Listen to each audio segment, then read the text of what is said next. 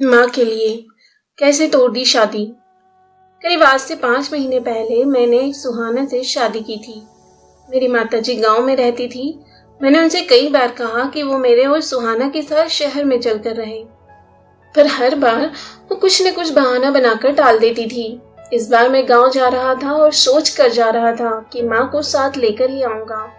इस बार मैं वापस आते वक्त अपने माँ को जबरदस्ती शहर से ले आया था।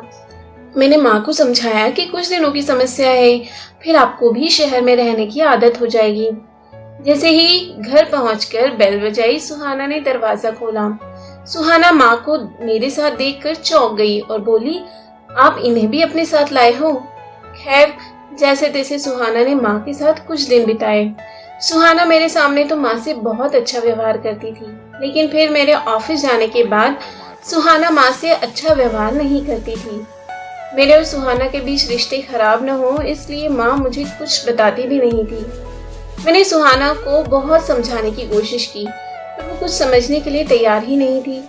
धीरे धीरे माँ को लेकर मेरे और सुहाना के बीच झगड़ा बढ़ने लगा। मेरी माँ भी हमारे बीच होते इस झगड़े से बहुत परेशान थी।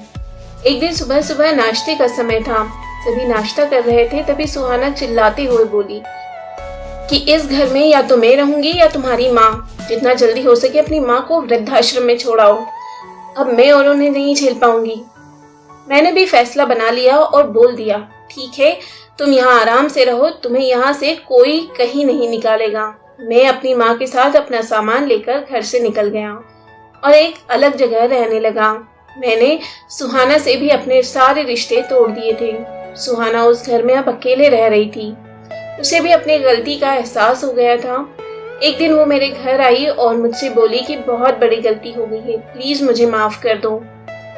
मैं तुम्हें और माँ को अपने साथ ले जाने आई हूँ। तुम्हारी और माँ के बिना घर में कुछ नहीं है। मैं उससे कोई बात नहीं करना चाहता था, लेकिन माँ के समझाने पर मैं मान गया। अब हम सभी साथ साथ खुशी खुशी रहते थे। सुहाना भी माँ का बहुत ख्याल रखती थी। दोस्तों, माँ एक ऐसी शख्सियत होती है जो हमें सबसे ज्यादा प्यार करती है और हमें भी उन्हें सबसे ज्यादा प्यार करना चाहिए। दोस्तों, उम्मीद करती हूँ आपको कहानी पसंद आई होगी। आज की कहानी के बारे में आपके क्या विचार हैं, हमें कमेंट बॉक्स में जरूर बताएं। इसी तरह की और भी सामाजिक कहानियां सुनने के लिए आप हमारे चैनल को सब्सक्राइब जरूर कर लें।